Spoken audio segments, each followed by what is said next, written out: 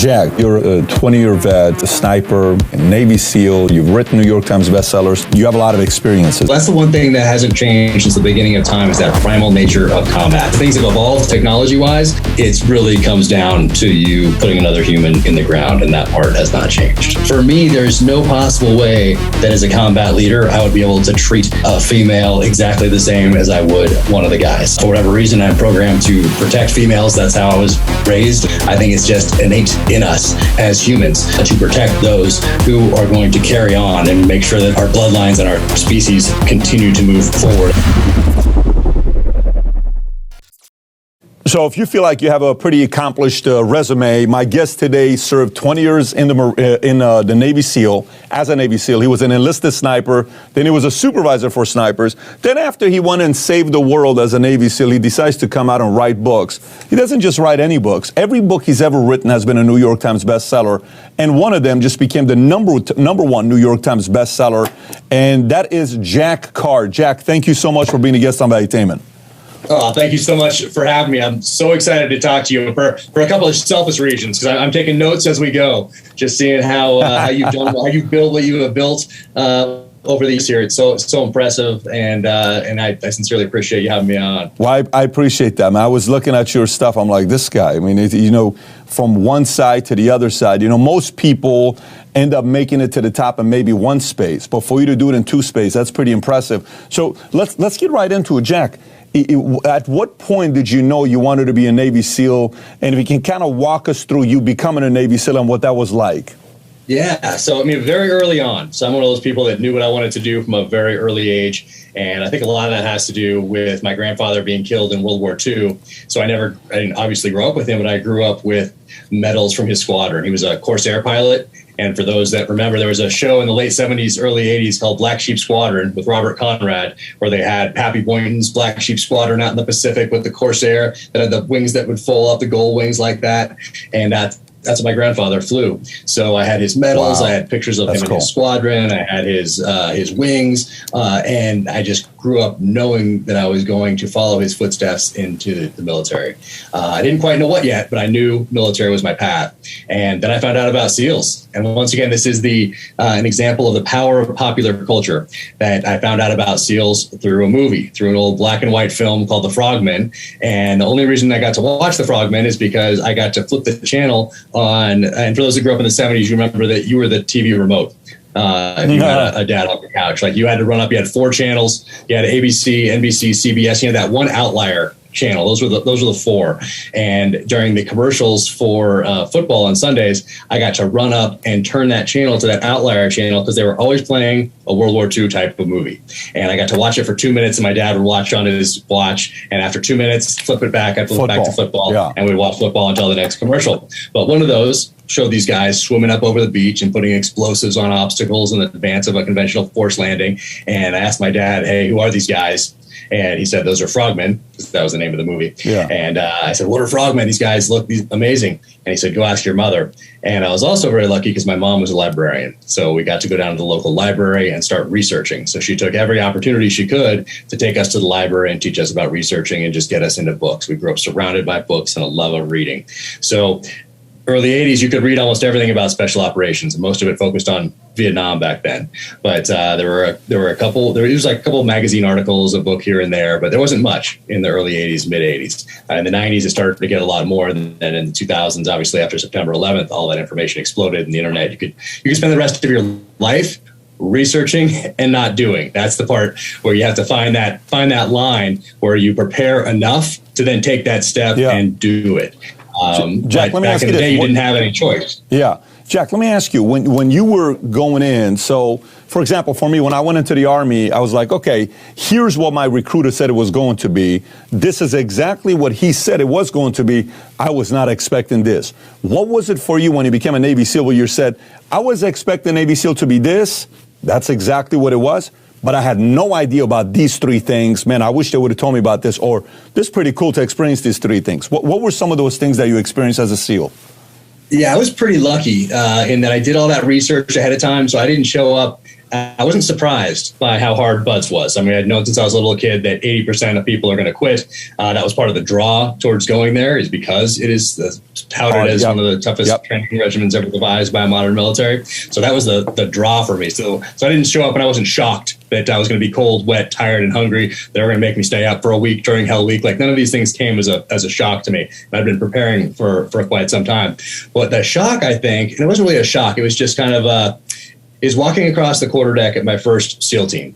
And most of the experience of my peers was similar in that we all thought we were going to get issued the pager. We were going to get issued all this amazing gear. The pager was going to go off in the middle of the night. We're going to fly off and do the Save the Princess op, save the world, and then fly back in time for beers the next night.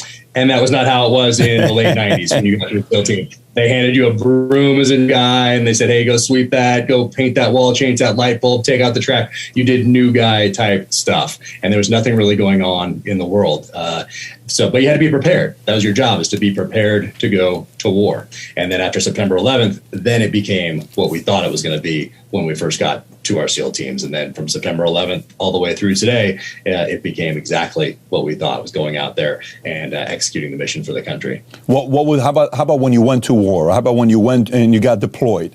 What was exactly what you expected it to be? What was different? Interesting question. So the relief of, because you've trained so much and you've prepared so much for this, but you really don't know until you go out there and do it if you're going to perform. So that little nagging question in the back of your head, and I didn't anticipate what it would feel like to go out and do those first missions, what that would feel like internally. I know I would go out, do the mechanics of it, but it was this sense of relief that I have been tested in combat, and I was not found wanting. I did not let the guys down to my right and left. And that was this feeling of relief for me anyway. I don't really know for anybody else, but I had this sense of relief, like, okay, it wasn't just training. It wasn't just a thing I aspired to. I have now done it, and now I'm building on this foundation, adding experience to that training. And then I continue to add that experience, continue to learn from both mistakes and failures going forward. So it's all about adapting, as you know, both in life and on the battlefield, no matter what you're doing. But that was the sense of relief, I think, that was most surprising to me. Did you have any shock factor? Was there any shock factor to you where, let's a pitcher, okay? Pitcher plays for high school, then he maybe goes and plays AAA, and then, hey, he gets called up. Hey, you're going to come and pitch. First game's going to be in St. Louis Cardinals. You come out, oh my gosh, 60,000 people, and then you get up there and you're looking at the guy, Mike Trout's up, or whoever's up. It's the different leagues, and you're like, okay, I got to pitch this guy. The booing, maybe the speed. They say from college football to NFL speed, everything's faster. What was a shock factor for you? Was there anything when you got deployed where you said, nobody prepared me for this? Was there anything? I think the confusion of how hard it was to tell where the enemy is, where the bullets are coming from, where the mortars are coming from, where the RPGs are coming in from. In the chaos of combat, in particular, the campaign for Najaf, which was a 2-week campaign in Iraq to retake the city from the Jaish al-Mahdi militia in August of 2004. And it was just chaos. And it was like what I had seen on those World War II movies I watched with my dad, where just there's bullets flying everywhere. It's an urban environment, and you're kind of not really sure. You're hearing these cracks, and you're just not sure exactly what's going on, because you're getting these Bradleys, these fighting vehicles, and they move around. They have these tracked vehicles, so you're kind of discombobulated. Things are exploding everywhere. You're moving in, and then the back drops down, and you run out into the fight. And it's kind of like getting your bearings is a little bit discombobulating, I guess. How similar is it to that one scene? The opening scene of Saving Private Ryan, where they open it up and bam. Did you have an experience like that when you went out there where it was sudden? I think that experience of the Bradley fighting vehicle having that ramp go down in the middle of a firefight is dropping you off, because you don't really know. You're not as a sniper in the back or as a assault team leader in the back. You're not really in communication with the guys that are driving, and even if you were, you wouldn't be exactly sure. It looked like the map study that you did, and all of a sudden, boom, you're out there and it's time to go. So that would be the most similar, but I don't think it's anything. Could anything ever be like what those guys experienced going over the beaches at Normandy? That's just a whole nother level. I mean, you're going in to a place where the enemy is entrenched. The enemy has the high ground. They have pretty much all the advantages, and you're running across open space to try to get up to that high ground when they have machine guns in place up there. That's back when it was hard. Yeah, I remember the first time I watched that movie. I get to the unit. I don't even know when Saving Private Ryan came out. So I get to 101st Airborne, September of '97. Saving Private Ryan. Let's see when it came out. Right, a couple years later, probably 2000 or something. 98. There you go. That makes sense. So we got to the unit. A couple months later, they said, there's a movie coming out that's about your unit that you guys are going to get a chance to see it before anybody else sees it. So we went in, we sit down in this theater with 600 other soldiers. We're watching this movie.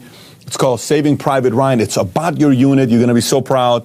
And at the beginning, we're just watching it. At the end, 600 soldiers in tears, fired up, so proud to be representing a unit like that, saying, hey, you know, I'm proud to be here. Very emotional when you see a movie like that. What a great job they did. Hanks, all those guys, just one of the best movies I've seen of all time. But you ever seen the movie Fury with Brad Pitt? No, I keep meaning to see it. I need to see that movie. So there is this one scene, Jack. It's a sick. Have you seen that scene? Have you seen the movie Fury with Brad Pitt? Have you seen it where there's this one scene where they go out and he's in the tank and they're getting shot up and one of the soldiers cannot handle it. He just cannot handle it. He's panicking. He's frozen. He's locked up. He doesn't know what to do. He starts peeing in his pants, and they have this scene. It's a very good scene to show that some people, when it hits you all of a sudden, you don't know how you're going to react your first time. And, you know, Brad Pitt's trying to kind of calm the guy down and say, hey, it's going to be all right. Go through it. Was there ever a moment like that you saw one of your peers that was tough behind, you know, enemy lines, but then the moment they cross enemy lines, that pressure just kind of exposed some of the fears that we may have? Not really. I didn't experience that. But if you stopped and took notice, you could see how some people didn't really fight to stay in the frontline units. I guess that's a better way. And good for them. I mean, if they knew beforehand that they were in the wrong line of work, or maybe they were more suited to the administrative side of the house or something like that. Yeah. And they went to places where they were less likely to find themselves in Iraq and Afghanistan, I guess. But that would be the closest thing I can think of, just because that training that we go through is so intense, especially after people started coming back from Iraq and Afghanistan and incorporating those lessons into the training. Then for sure it wasn't a surprise what you were coming in to do. So I never really experienced somebody having that type of a reaction downrange. Yeah. But I'm sure it happened, but I just never experienced that. So for us, we flew from LA to Atlanta, and then we got in the Greyhound, and then it was like 5 of us from LA, and we drove to South Carolina, Fort Jackson, and we're driving. Everybody's tough because everyone's from a gang, and everyone's, you know, this guy's from 18th Street, that guy's from this guy, so we're all bragging about who's tougher. And then you get to the unit, and drill sergeants come up, and they start hollering at you, and you're like, okay, I'm not used to this. You know what your girl is doing right now? She's with your best friend hollering his name. She ain't even thinking about you right now. She's already over you, and just mentally messing with you. Yeah. And then it got to one of the tests where you had to give the other guy IVs.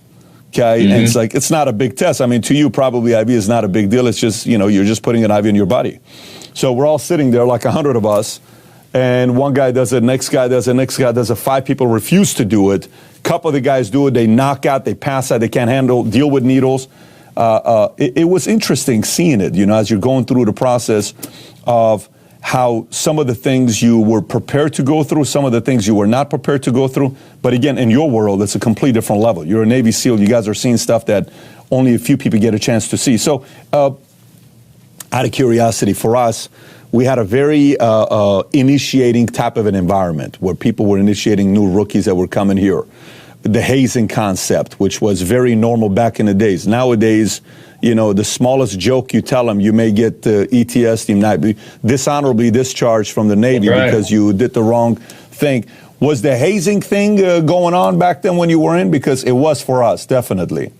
Yeah, no, it was. And, you know, I can see how it could get out of hand at some levels or some places, but for me, it was a very positive experience. I mean, I look back on those times with my new guys, with our E5 Mafia all together there and going through that hazing. And for whatever reason, the platoon that I was in as a new guy, they did a great job with it. And of course, the part you look forward to, the hazing you look forward to, is getting your trident and pounding that thing into your chest. That's the one you look forward to. You hear about it happening to other people. That's what you want to have happen. Now it's probably illegal. Now you go to jail if you do it, probably. But back then, I mean, that was like, that's the rite of passage, is your whole platoon coming by. And what I remember is that the guys that were huge that I thought were going to hit so hard, they didn't hit as hard. But like the guys I thought were going to be like, they hit so hard. And I distinctly remember that. And they put you up against the Conex box, so there's no give. And they just bam, pound that thing, and everybody cycles through, and the whole team, and it was fantastic. Is the mark left till today? Is there still a mark till today? No, the pins are so small. I mean, once they go in, it's mostly impact, once you hit like something, because it is big, it is, the trident's huge. So it's just those little pins are small. They go in, and, that's fine. It's like getting your ear pierced probably, or something like that, especially when you're all yoked up from doing thousands of push-ups and pull-ups at Buds. So there's a little more padding back there, a little more armor back then in the day. Do you think some of the stuff that happens with the military to toughen them up, do you think it's not, because some people talk to you say, well, the method of war has changed so much that all of those things that toughen people up, it's not necessary today, because today it's more about maybe a gentler approach to toughen soldiers up. We don't need to do that anymore.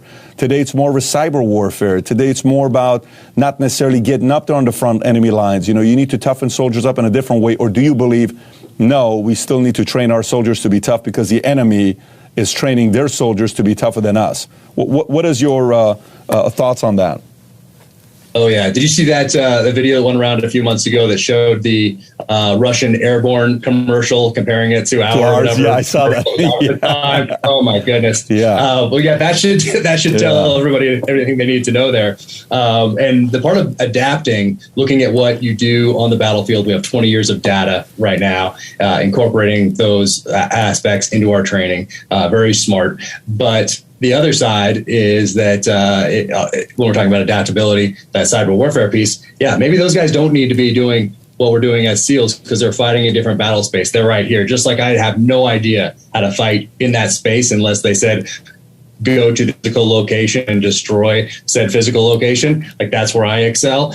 With getting in there and the different levels of the internet. And because I'm doing all this research for my new novel that's coming out next year, and I'm looking at the cyber warfare piece and the quantum computing piece and the levels of the internet and where these future battles might be fought. Well, they might be fought there, but there's also that chance of an electromagnetic pulse that shuts that stuff down. And here we are, we're back to fighting. So fighting, there's always that primal, that's the one thing that hasn't changed since the beginning of time, is that primal nature of combat, that visceral man-to-man, person-to-person in the trenches. That part has stayed fairly much. I mean, as things have evolved technology-wise, it still becomes a person against another trying to kill one another. That part has stayed the same. So you have to keep up with the technology, keep up with the tactic, techniques, procedures, keep learning about your enemy so you can better counter that enemy, so you can better translate, if you're a leader, some of the directives coming down from higher authority so you can get the job done there at the tactical level. But it really comes down to you putting another human in the ground, and that part has not changed. Do you think we're tougher today with our training than we were 20 years ago? Or if we're not, what's the consequence of the direction we're going today? Yeah. So I got out right before all that stuff started to change. So I think by the time I got out in 2016, we were doing a very good job of incorporating lessons learned from downrange. A lot of the medical stuff had evolved quite a bit over the years because we just had so much learned. We learned so much just on the ground in the battle space. So that part, we were doing a good job of incorporating that into the pipeline, into the training. But when you let off the gas a little bit to take a breath, which is fine to do, just to make sure you're on the right path. But then if you want to just become more inclusive because of some sort of an equity of outcome type of that's going in the wrong direction, I think, and that will be our downfall. And it's interesting, in that last book that I wrote, I put myself in the enemy's shoes. So I spent about a year and a half looking at the United States through the eyes of Iran, of Russia, of North Korea, of China. And what was terrifying to me is that by the time I got done with that year writing that book, looking at us from the enemy's side, I had to make some adjustments to my novel because I thought, you know what, if I was the enemy, we're doing a pretty good job of destroying ourselves from the inside right now. And I could just take back, if I'm China, Russia, there's no need to rush if I'm those countries. I can take a step back, take a breath, and I can just watch us do what we're doing to ourselves from the inside. This discord that is perpetuated by a lot of the social media type of algorithms that worked for advertising. Well, guess what? Yeah, they also work for political parties, and they work for galvanizing your base and getting support and raising money and that sort of a thing. So it was disheartening, I guess, to say the least, that if I was the enemy, I might just watch us for a little bit because we're doing a lot of their jobs for them, unfortunately. So when, you know, the oath of enlistment, right? When you and I did that, it's, hey, I, Patrick Bet-David, do solemnly swear that I will support and defend the Constitution of the United States against all enemies, foreign and domestic, that I will bear true faith and allegiance to the same, and that I will obey the orders of the President of the United States and the orders of the officers appointed over me according to regulations and Uniform Code of Military Justice. So help me God, right? So, okay, this is in Title 10 U.S. Code Act of 5th of May of 1960, replacing the wording first adopted in 1789 with amendment effective 5th October of 1962. Okay, so foreign or domestic, right? What do we do if the enemy to protect the Constitution is domestic, and it has to do with the officers above you? So what is the right protocol if the people that are domestic, it says, you know, the Constitution protected all enemies, foreign or domestic. What if it's domestic and it's your superiors? How do you handle that? That's the real question. And that's one that I guess glad is the wrong word, but that I'm watching from the sidelines and I'm exploring the pages of my novels because it allows me time to think about it, to process, to do exactly what you just said, and try to figure that out the best I can. Because now there's no doubt there are segments of our society that want to destroy that very thing that you're bearing true faith and allegiance to, that Constitution that guarantees natural rights, or if you're a God-fearing person, rights from God, either way, natural or God-given, that inherent right to self-defense, the right to keep and bear arms. That is something that if you were just to appear here out of nowhere with no background, and all of a sudden you just appeared on Earth and someone tried to kill you, it would be a very natural thing to defend that gift of life. And as a husband, father, as a citizen, that's my responsibility is to defend that gift for me, for my family, for my community.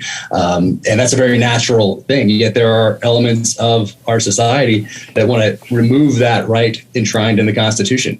And now the First Amendment used to be something growing up in the 80s that we could all gather around. We could say, hey, no matter what, I disagree with what you're saying, but I will die for your right to say it. That was what made us Americans. And now we're talking about limiting free speech. We're shutting down free speech wherever we possibly can if it doesn't support a certain ideology.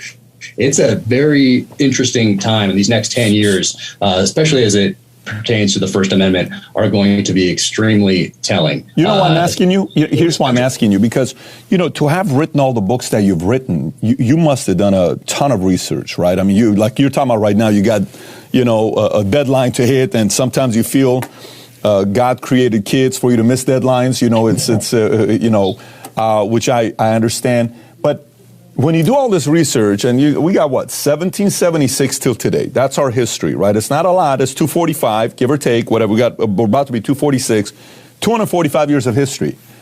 How many times have we had it to the point in the last 245 years where the people that are becoming enemies, some of them are domestic, and they're your superiors? And if we've had that in our history, how have we as the people won that fight, that battle? That is the one thing that gives me hope. And I try to be very hopeful in my outward projection. But internally, and when I sit down with my wife on the couch at the end of the day and we have a glass of wine together and discuss things, I mean, sometimes that conversation is not as hopeful as what I project. Well, one of the things that does give me hope is thinking back to that Civil War period and that post-Civil War period and what was done to try to bring the country together and how Grant did that. Those parts of our history do give me hope because it was tough back then. But today, we have this new thing, and this new thing is these social platforms, is everybody has this voice and everyone can be manipulated also by these different platforms. And it's just, that part is what was missing back then. So I try to think, hey, what if we had social media back then? What if you had an Instagram, a TikTok, a Facebook, a LinkedIn, you had YouTube, you had a couple companies controlling a lot of that information? What would that Civil War period and post-Civil War period have looked like with that element? And I don't know the answer to that, obviously, because they didn't exist back then. But that's the outlier that is a lot different from other times in our history. And that time that I'm talking about that gives me a little hope for going forward, well, they didn't have to deal with some of those things today. These multinational type corporations where the wealth is up there at the very top, and there's a lot of control involved in data and information. It's not just about money anymore. It's about data and information and controlling that information and using it to control a populace. And there's no doubt that you can control how someone is thinking based off what you feed them on these channels. So it's a different environment, and it's a scary environment for our kids to grow up in, I think, because it's completely uncharted territory. And so I think about that quite a bit. Well, I mean, would you say gaslighting is a new thing? You think propagandas are a new thing? They've been around for a while, right? Both of them, gaslighting and propaganda. It's not a new thing. But what is the biggest difference with it today versus, but we've had civil war before. We've all read the story or seen the movie North and South, right? You know, what happened, where, you know, we can go to history books and go through them, but how much different is it versus today? You'll have a debate with somebody and they'll say, look, the way the government is set up, you know, our system is set up with judicial, executive, legislative, you know, it is set up in such a way that you are protected. This can't ever be lost. This can't ever be, you don't even have to worry about an enemy domestically bringing America down. Do you agree with that? Well, up until about 20 years ago, you still had to operate in a way that was very similar how you would have to operate in, say, 1865, let's say, meaning that if you wanted to control or manipulate, you would have to buy a journalist, you would have to blackmail a journalist, you would have to blackmail a politician, buy a politician, in the traditional sense of actually purchasing these people or getting information on these people to use to blackmail them. So and a lot of companies did that. Companies planted stories. They paid reporters to do things. Now so those things still existed. That propaganda, that manipulation, all that still existed, but you didn't have as many tools to use. And now you have so many different tools to use. A lot of them are much more subliminal than sending someone outside of a reporter's house to catch him leaving with someone who wasn't his wife or whatever it might be to use as blackmail. Now you have all this data that is, and every keystroke it's record. I mean, there's a lot of data out there on all of us. And it's controlled by very few people at the very top. That's a lot of power. That's a lot of power to have. So that propaganda, manipulation, all that was around, but the tools were different back then. And those tools that existed back then still do exist, but now there's a lot more out there to use. So once again, it's adapting to that battle space.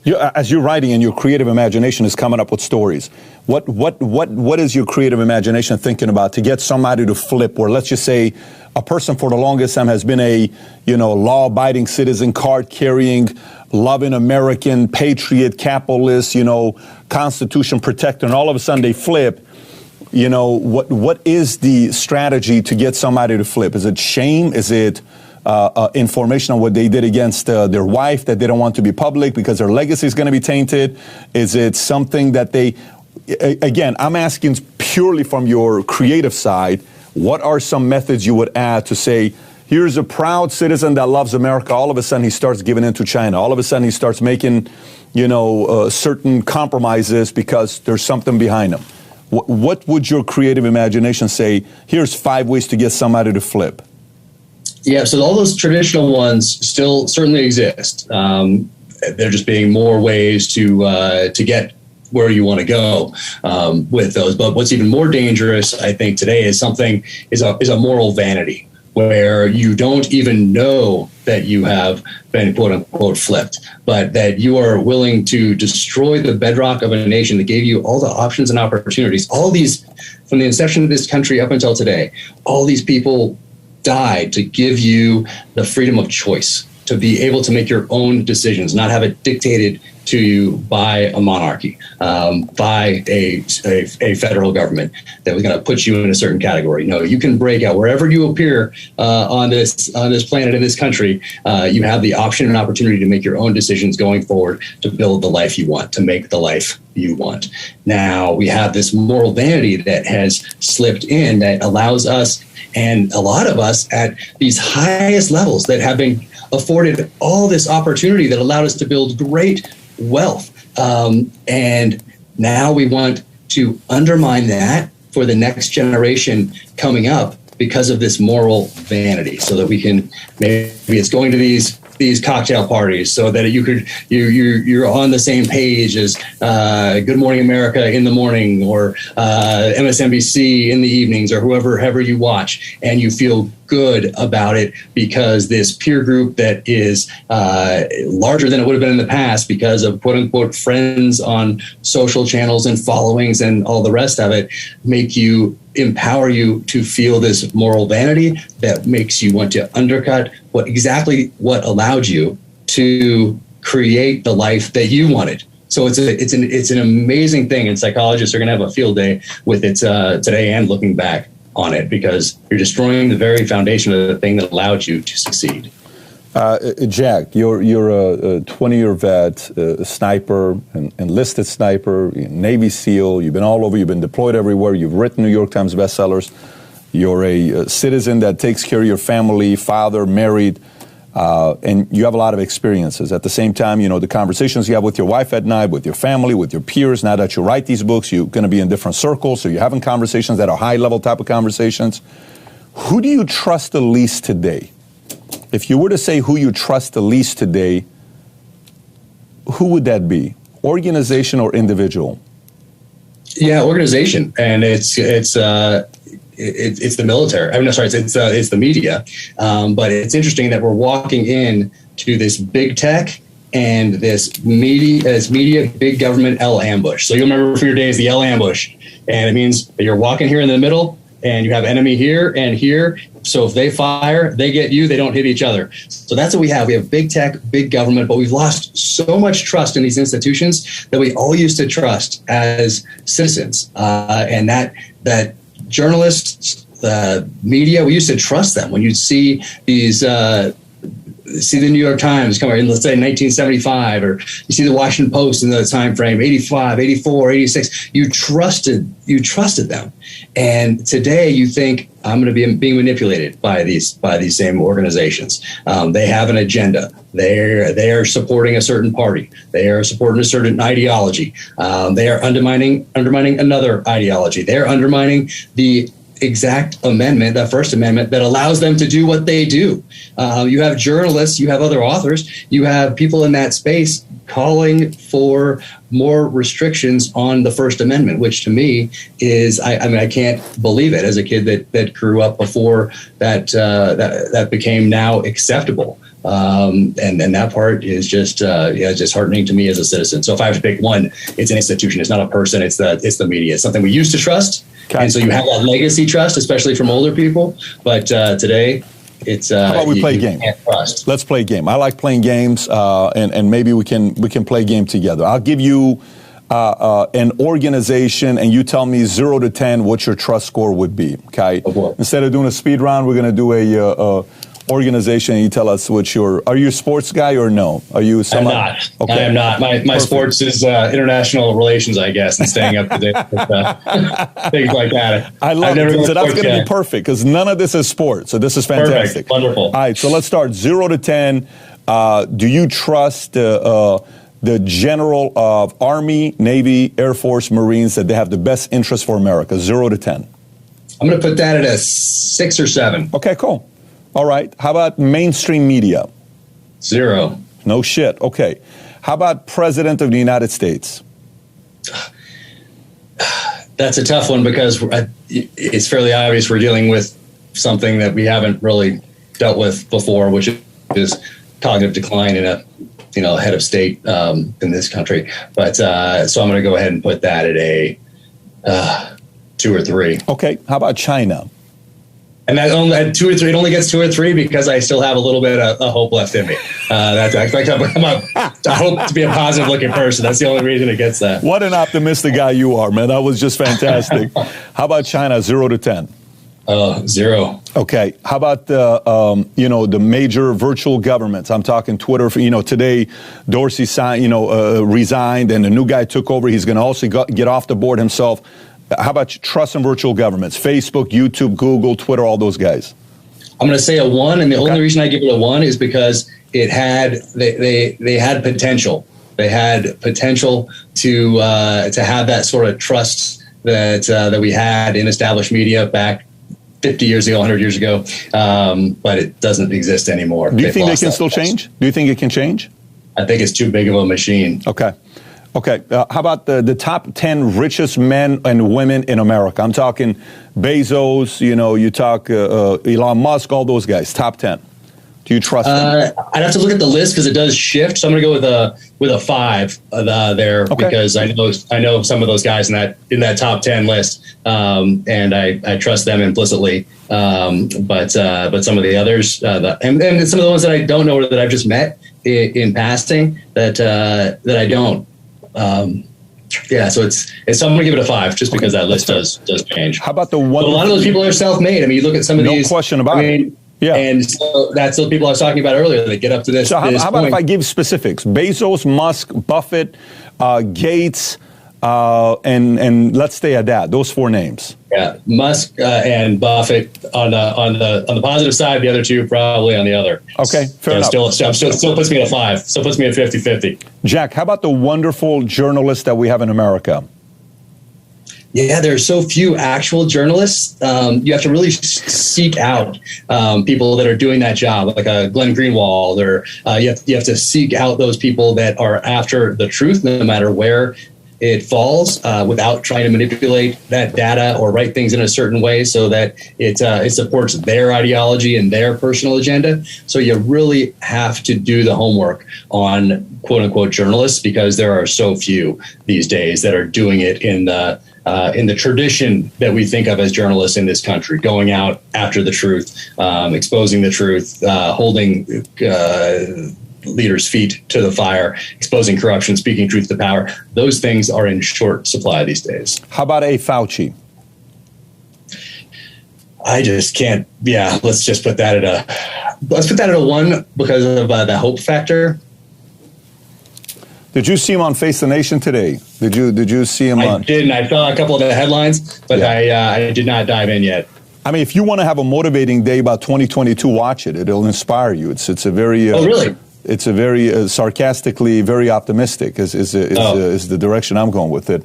Oh man. Yeah, it's I've never seen him this arrogant in an interview than the one I saw today. It was a little bit weird on how it was. Typically he takes a very neutral position, and he'll still go, you will know what side he leans towards. But today was, if these politicians question somebody like me who's a scientist, I'm the guy that represents science, and we know what we're doing, and here's what we're going to be doing. It was just very concerning on the way he took the approach, on the angle he took. Question for you from the data side. So, you know how we've all seen the data when China puts out the data and they say our unemployment rate in China right now is 2%. We're like, wow, what an amazing and noble job they're doing to keep the unemployment only at 2%, right? And I feel bad for the people that believe that it's only 2%, with 1.5 billion people living there and some of the stuff that leaks out sometimes. When it comes down to data in America and the data that's put out to us, how much of the data do you trust and who do you trust it from? Like, for example, the reason why I'm asking this question from you is, if you and I were to go buy a house today and you want to buy $1 million house, whatever, you want to put $200,000 down, the bank is going to say, yeah, no problem, let's run a credit score. Okay, and they go to Experian, TransUnion, Equifax. Your score comes up 728, 745, 738. You're fine. You've had one late in the last 3 years, and you fixed it because it was a car payment. You had a wrong checking account. You're good. We'll finance you for this $1 million, 20%. Now you're good to go. Great. So they have a source to go to verify your credibility, right? Where do we go to verify the credibility of the people that are giving us the data?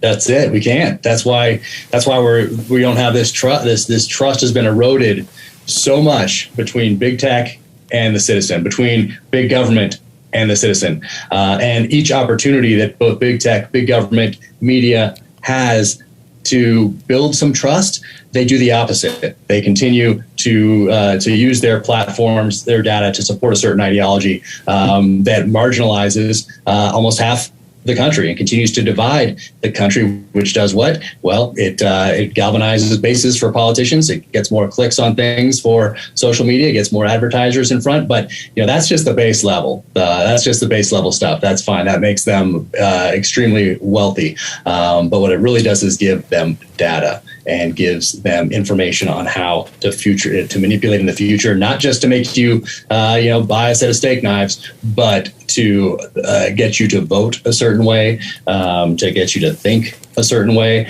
That is where we have lost all this trust, and that's really the power that these tech giants have. And going back to that, let's go back to the military part real quick, because I want to say 6 or 7 trust in the military.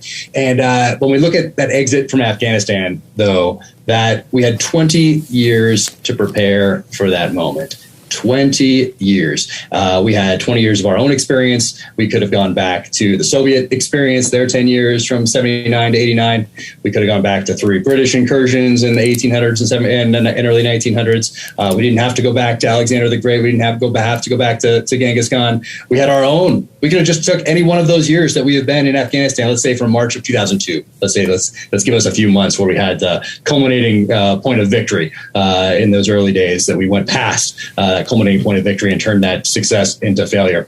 So we had all those years to prepare, and we rushed to failure. We ran to failure, and we have civilian control of the military, but we also have a military that had 20 years to prepare for this as well, for these contingencies. And it didn't come as a shock to me or to most people that I know that it ended the way it did. So that's that trust in military, that took a hit right there. You have a company that has 20 years to prepare for something. They know it's coming.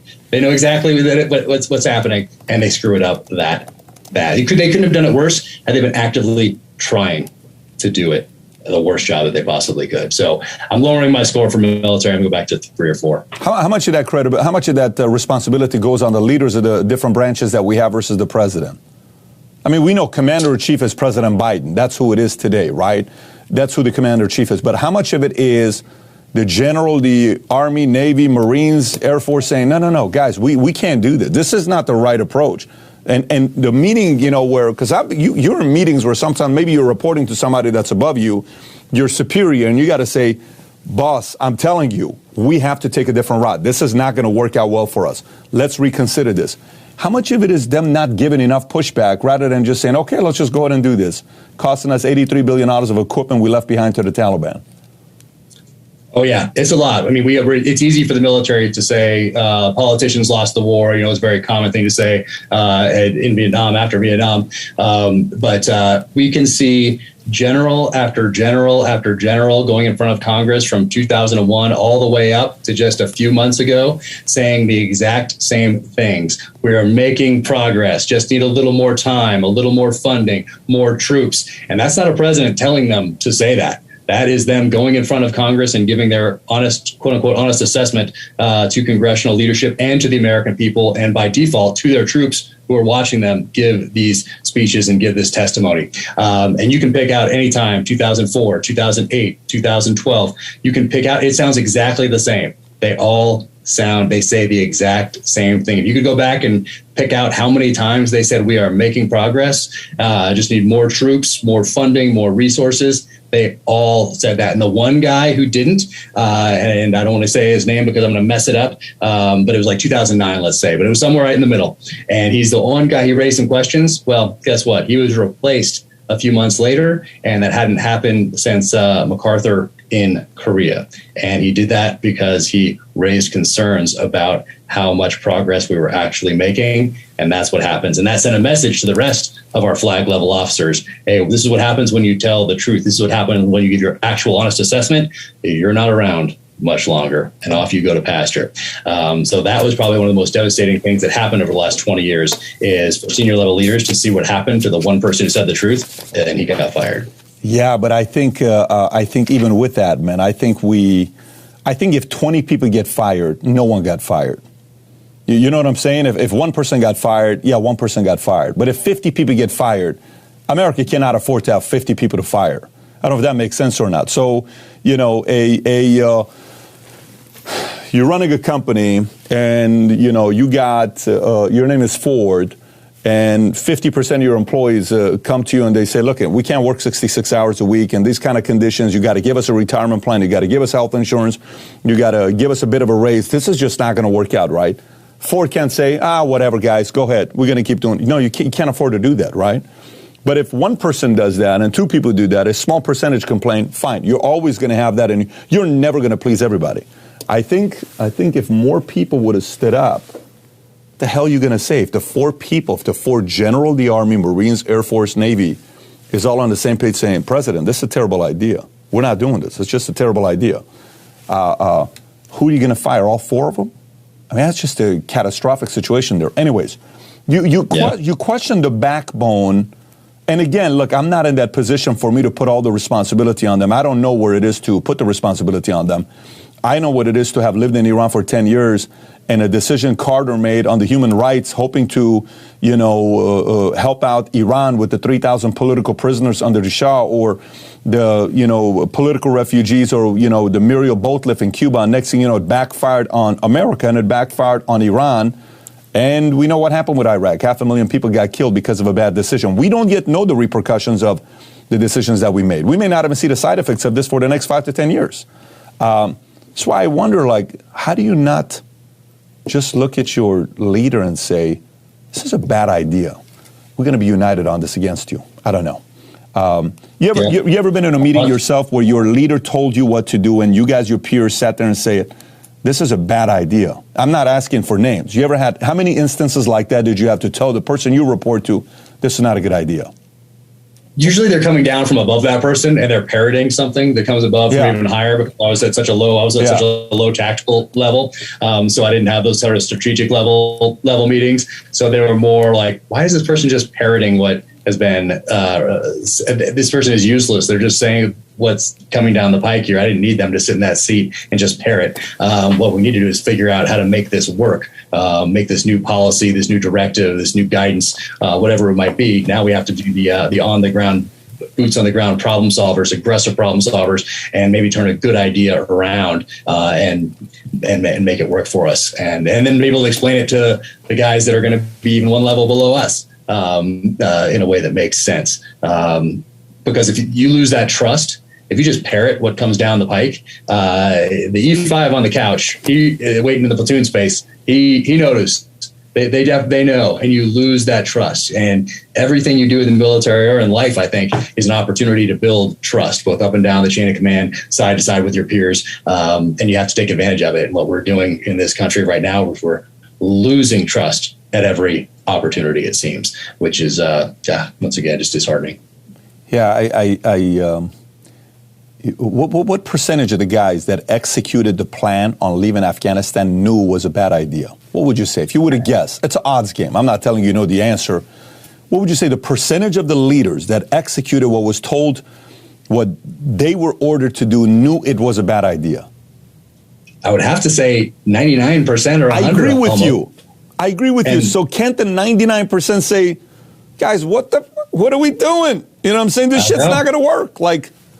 That's what we trust them to do. Like when you're looking up that chain of command, that's their responsibility. Like if we mess up down here at the tactical level, we're going to be held accountable for sure. If you make a mistake up here, no accountability. You retire, you go sit on the boards of one of these companies that has defense industry type of ties. Yeah, Northrop Grumman, Raytheon.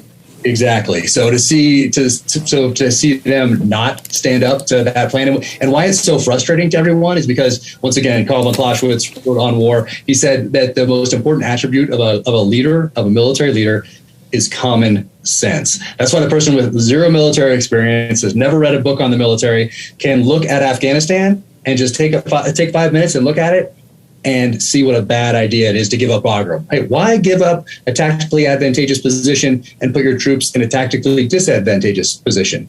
That doesn't make sense. Oh, great. You know why? Because that person who's never had any military experience or read a book on strategy or international relations or tactics can look at it with that eye, with that common sense and say, this does not make sense. And yet our senior military leaders stood by and did almost nothing. As from the outside looking at it, I'm not in there anymore, obviously. So, but that's what it looks like from the outside. And what we saw happen at Abbey Gate when we saw all those deaths and a lot more people that are wounded that we don't even hear about. That's the result. Jack, I got two other questions for you before we wrap up. One of them is, when you're like I interviewed the former director of Mossad. Him and I were sitting down. I think Shabbat was his name. I'm trying to see what his name was. Really interesting guy. We had a conversation together. And I said, hey, you guys haven't been around that long. Who trained you? He says, nobody trained us. I said, okay. Who did you train? Well, we trained some of our enemies, but we don't train them on everything. I said, okay. But when I was in Iran, you would hear about SAVAG, and they would say, who trained SAVAG? Well, the CIA trained SAVAG. Who else trained SAVAG? MI6 trained SAVAG. Okay, cool. And then you go and see China. China's intelligence right now is maybe the best, and no one's even recognizing them. They're top 2, top 3, but nobody knows how they're training themselves, right? So the question I would have for you is, when it comes down to us training our allies, what is the protocol that we follow in training our allies where you don't train them too much to know everything that one day they won't flip on you, like what's been happening lately with some countries that used to be allies, now they're enemies? That's right. Even before September 11th, this was a conversation that we had because we did JSETs. We did training exercises around the world with partner nations, with host nation forces. And we always say, hey, let's be a little bit careful. This is us. This is the E4s, E5s, E6s, chiefs. These are the people here that are on the ground doing it. They're not coming from above. It's not saying, hey, don't make sure you don't teach this, or this. It's us on the ground having that common sense again, saying, but it's tough also when you're doing combat foreign internal defense, meaning you're going out there into the streets of Ramadi with a partner force, or you're in Afghanistan, you're training up a partner force and you're going out and executing these missions because your life, the lives of your guys to the right and left they're right there and depending on this host nation force. So you do want them to be as trained up as they possibly can be. But now look what's happened. All that training, all that because in Afghanistan, as I'm sure it's a very natural thing to change sides. Why not go to the strongest warlord side? That makes sense. If not, guess what's happening to me and my family? We're going to get skinned alive and hung from this tree. So we're going to go over to that side. So it's a very natural thing. Loyalty is a little bit different over there. So now they have all these weapons, all this technology, all this training. And for even people that fought on our side, some are now on the other side because that makes sense now. That keeps them and their families alive. That's the tactical choice that they're making, and it's part of the culture. And that's something we didn't really understand going in. We totally failed to understand the nature of the conflict to which we were committing forces. We had this imperial hubris that allowed us to go in and say, hey, we're the United States of America. We had initial successes, and then we thought, oh, we got this. Let's shift focus to Iraq. Osama bin Laden escapes into Pakistan. We start nation building. Anyway, you could point to all these different missteps from that point on. But from December 2001, we handled that situation very poorly. But our senior level leaders, it's their responsibility to understand the nature of the conflict to which they're engaging committing U.S. forces, and they failed to do that. And they had 20 years to learn, and they failed over that entire 20-year period. So yeah, I do look at them with a critical eye. But I guess the good part today is that it gives me a lot of material to work with in the novels.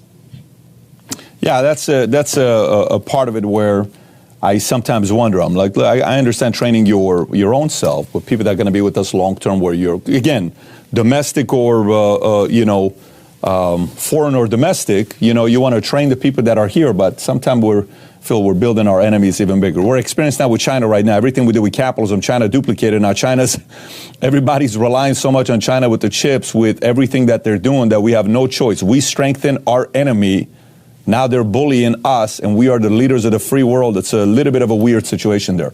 But last question here. I had Mike Ritlin on. Mike Ritlin, I'm sure you know who Mike Ritlin is. He was on with us on the podcast. We had a great time.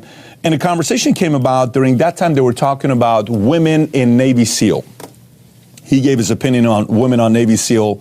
But recently, I don't know if you saw Bill Maher and Chris Cuomo, and a conversation about transgender came out. If you've not seen it, I highly recommend, you go watch it, Jack. It's absolutely, by the way, you're not going to find it on CNN's YouTube channel. You got to find it on somebody else's YouTube channel. I'll text it to you afterwards. It's like 34 minutes. Oh, great. I have the link. It's a must watch. He made a very good argument to him. But what do you say to a Navy SEAL that's now, somebody came out a couple of years ago talking about the fact that they're transgender, former Navy SEAL. I don't know if you saw that story or not, if you followed it. Kristen Beck, I think it's the name of the individual that now is transgender. How do you think the SEAL, cream of the crop at that level, special ops type of guys, Delta, Navy SEAL, how do you think they should treat training women as well as transgender in regards to their units? Well, the women one I thought a lot more about than the transgender one, because it's the transgender one I'm just not quite sure what means what and how we. Anyway, I'm not quite prepared to think that through from women coming in wanting to be men coming in wanting to be women. There's a lot to unpack there. But when it comes to females in combat ground forces, particularly special operations, so they've been on the front lines with us from the beginning of the war on. So they've been right there. They haven't been entering rooms and getting shot in the face, that sort of a thing, but they've been right there with us in these supporting roles. And supporting roles sounds, it's not the right word because they are right there. And for me, I grew up, as a lot of people did, opening doors. You're taught to open a door for a female. You're taught to stand up, offer your seat to a lady that gets on a bus or a train or something like that. Stand up when a woman enters the room. Treat them with disrespect. But almost, you're putting them on this. It's disrespect and this putting them on this pedestal type thing. So for me, there's no possible way that as a combat leader, I would be able to treat a female exactly the same as I would one of the guys. I'm not programmed that way. For whatever reason, I'm programmed to protect females. That's how I was raised, and that's in my DNA. I don't think I need to be raised that way. I think it's just innate in us as humans to protect those who are going to carry on and make sure that our bloodlines and our species continue to move forward after we're dead. And that's why we go forward and get cut up and killed in combat all the time, protecting them. So for me, it would be very difficult to treat them exactly the same way as I would a guy who's a dude. That's just how it is. Now, the other side of that is, you have daughters and you want them to have the same opportunities and freedoms that their male counterparts have. So there is definitely a discongruence there in that line of thought. But once again, it's just very natural to protect the females of the species, whether they want to be or not. That's sorry. And that's why I'm glad I got out before that became something I had to deal with. Once again, I can deal with that in the pages of the novels, because maybe this next generation isn't going to be, maybe it's going to be like Starship Troopers and they're going to treat each other just the same. It doesn't matter if you're a female or you're a male, you're both, you're running into that, those machine gun bullets just the same. It doesn't matter. Maybe we're getting to that point. And is that a good thing? I don't know. You might want to protect that person that's going to make sure that the bloodline continues. We have for most of human history. And for most of human history, you had to be good at a couple of things. You had to be a good hunter and you had to be a good fighter. And only very, very recently have we been able to outsource both of those things by calling 911 and going down to the local grocery store to get food. That is the smallest portion of human history.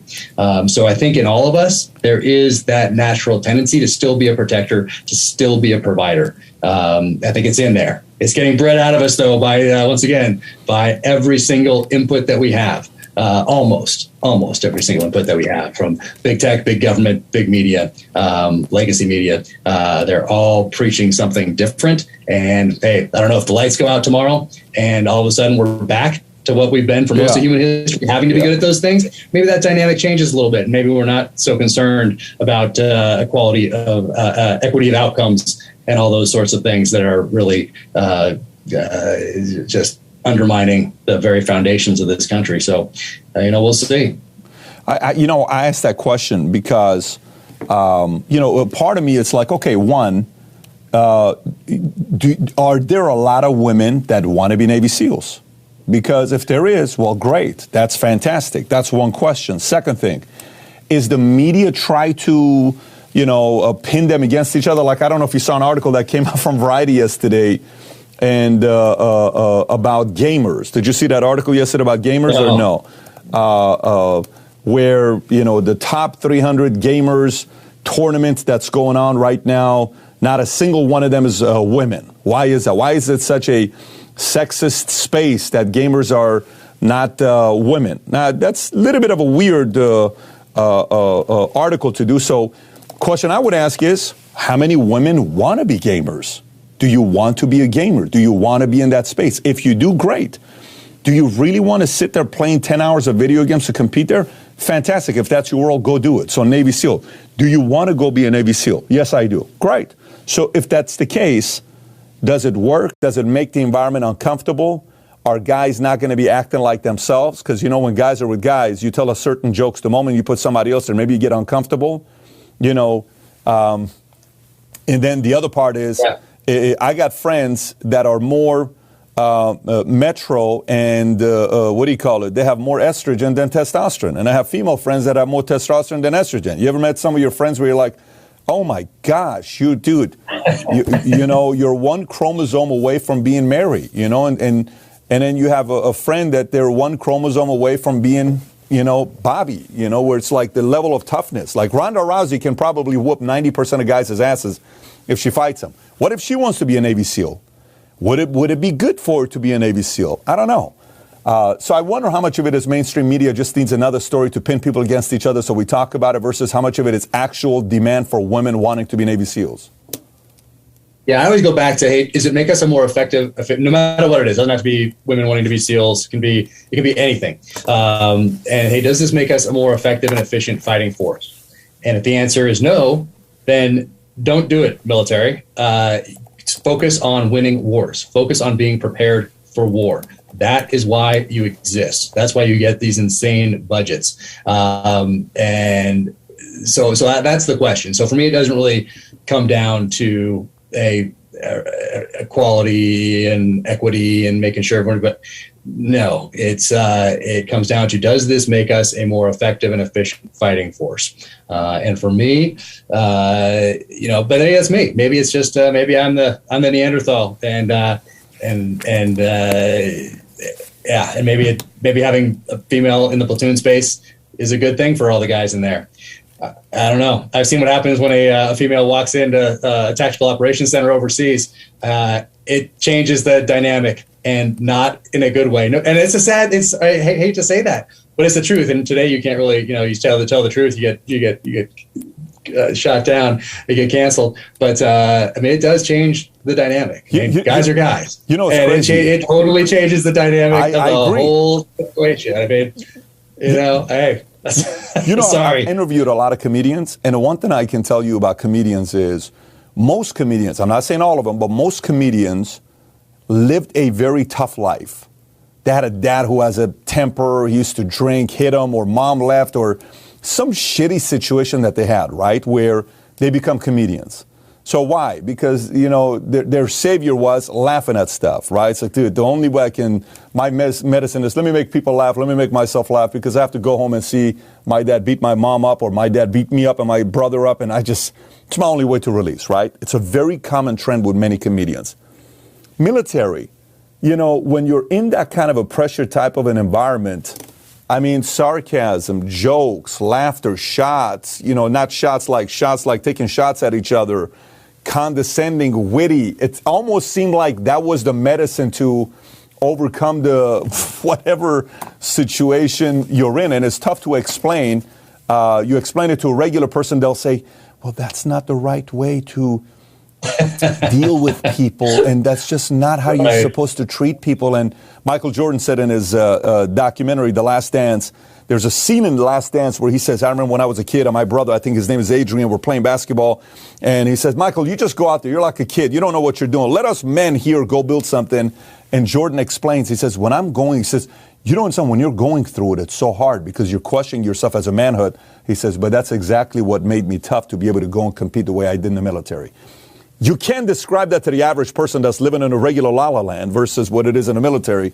But again, look, like you said, maybe we are Neanderthals, you know. You from Utah, me Middle Eastern from Florida. I don't know. I don't know what's going to happen. Anyways, Jack, I really enjoyed this. What we're going to do is we're going to put the link below to all your books.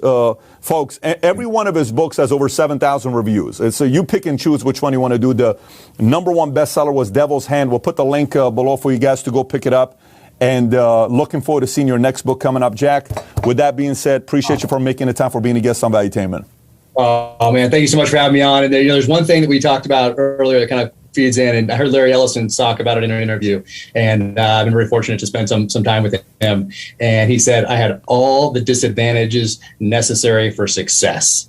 And I love that, because you have so many people complaining, especially children. Everybody that has children will know your kids complain about a lot of things. But have to say that, to identify, hey, I had all the disadvantages necessary for success. I just love that, and to me, it speaks to what this country allows you to go out and do and create and invent and crush. So yeah, that's just fantastic, I think. I'm with you, buddy. Well, I'm glad that we're still living in the greatest country in the world, and there's people like you that want to keep it that way. So appreciate your courage, man. Truly, thank you. Thank you so much. You take care. Take care, buddy. Bye-bye. I hope you enjoyed this as much as I did. If you did, give it a thumbs up and subscribe. I got 2 videos I want you to watch. One of them is Mike Ritlin, former Navy SEAL, who wasn't as diplomatic about his answers with women being Navy SEALs. Here's what he had to say about it. And the other one is probably one of my favorite interviews in regards to a sniper from UK who has the world record, right? The longest shot ever in the world as a sniper with 80 confirmed kills. If you've never seen that one, click over here. Absolutely fascinating interview. Having said that, have a great one, everybody. Take care. Bye-bye.